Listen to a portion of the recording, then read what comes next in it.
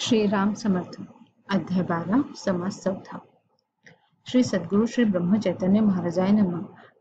श्री समाधिस्थ झाल्यावर मागे वर्तले कैशा परी ते आता श्रोती चतुरी स्थिर चित्ते परिसावे. आनंद सागर अनन्य भक्त जालना मंदिरे होते वसत. उपासना वाढविली बहुत कीर्ती पसरली चहुदेशी. अंबड येथे मंदिर बांधून स्थापिले रघुवीर. अन्नदान नाम गजर सिद्धपणे वाढविले.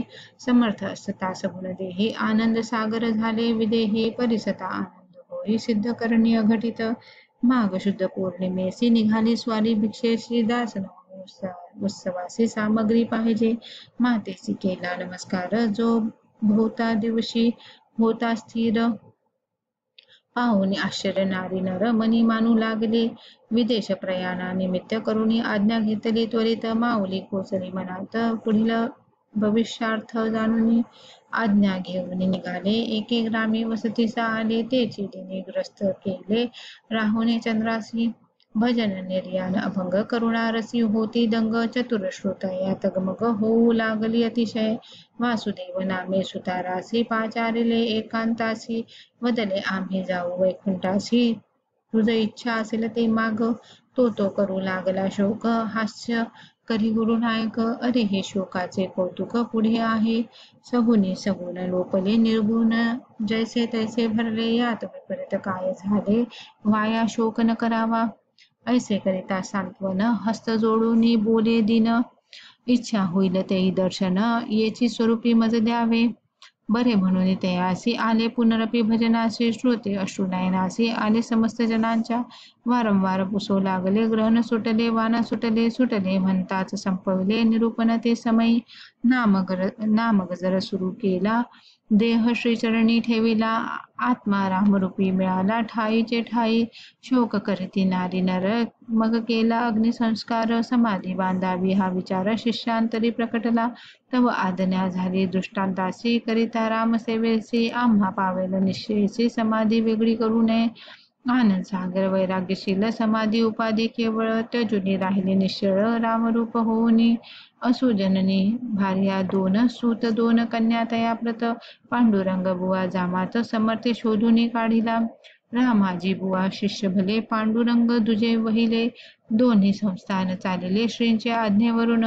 वडील सूत नामस्मरणी देह ठेविता झाला धरणी. धाकटा पुरुषोत्तम म्हणून अज्ञान बालक मठपती. श्रींचे दुजे शिष्य ब्रह्मानंद त्यांनी जाणिले गुरुपद. तयाची कथा प्रसिद्ध अल्पशी कथन करू. श्रींची समाधी स्थापिली उत्सव पूजा आखून दिली. उपासना अत्यंत वाढवली कर्नाटक प्रांती. परिस्वये राहिले अलिप्त कृष्णा तरी समाधीस्थ झाले तो प्रकार संत सज्जनी थोडा परिसावा. शके 1840 भाद्रपद कृष्ण मास. फिरत आले कागवाळास राम भेटी निमित्त. विश्रांती घेऊ 4 दिवस म्हणून सांगती सर्वांस. मुंडलाप्पा नामे शिष्यास कर्नाटकी धाडिले. एकही शिष्य ते वेळी नसे ठेविला जवळी. गुरुभक्तांचे मेळी काळक्रमित राहिले. सांगलीहून हरिदास आले तेथे दर्शनास. बरे म्हणून तयास ठेवून घेती आनंदे. आम्हा पोचवावे आणि जावे ऐसे वदती स्वभावे. परिसूक्ष्म अर्थाचे गोवे उमजती ना कवनासी.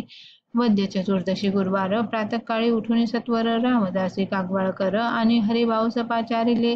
सहज विनोदे बोलती क्वचित झाल्या देहगती. अग्निनद्या तया प्रती कृष्णागर्भी सोडावा.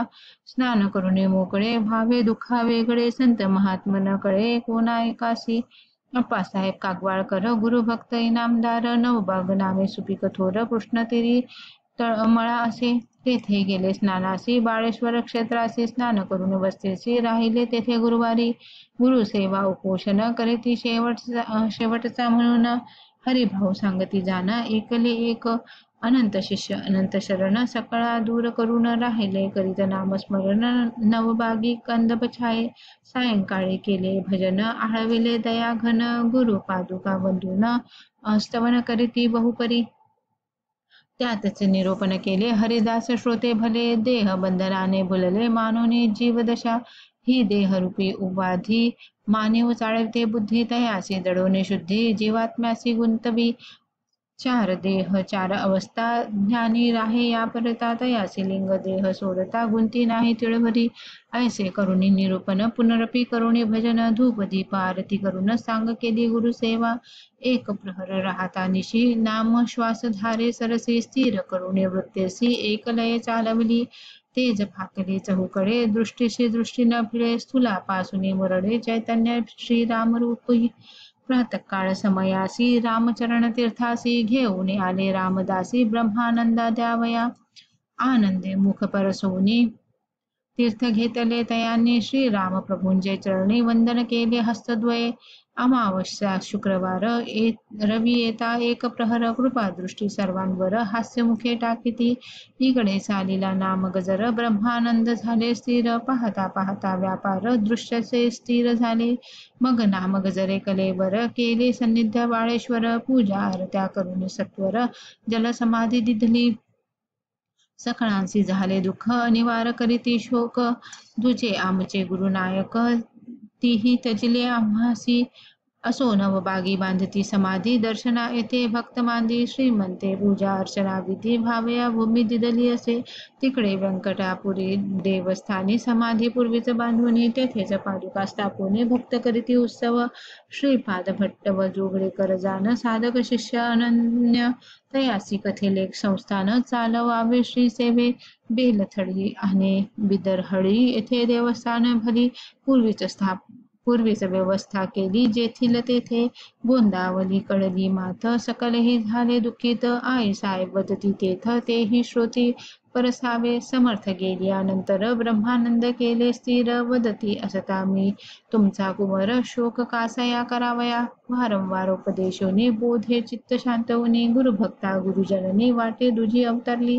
तोही झाला समाधिस्थ आता काय करणे जीवित म्हणून अन्नवर्जित गुरु भार्या गोंदावली वयप्पान क्वचित करीती मणिपती चरण धाती एक मासा उपरांती देह धरणी ठेविला अश्विन कृष्ण दशरथिथी आई साहेब आम्हा सोडिती दहन करून समाधी करती श्रींचे वामभागाप्रती प्रतिवर्षी उत्सवासी करिताती अमावस्येस स्नान पूजा नैवेद्यास नित्य चाले उपासना बत्ताशा श्रींचे वाहन परमभक्त जो अनन्य तेनेही त्याजिला प्राण श्रींचे चरणासमोर तयाची बांधली समाधी श्रींचे पुढे भक्त मांदी दर्शन घडे श्रीचे आधी गुरु सेवा परमभाग्य असो ऐसा इतिहास समाधीचा कथिला निशेष श्रवण करिता वैराग्यास वरील मन निश्चय उपजेल तिथुके मरील घडेल ते तुके बिघडेल परी सत्कीर्ती श्रवणी पडेल अनंत कालपर्यंत सत्कर्म अथवा दुष्कर्म उभयतांचा एकची धर्म भोग भोगविल परम सुख दुःख निश्चय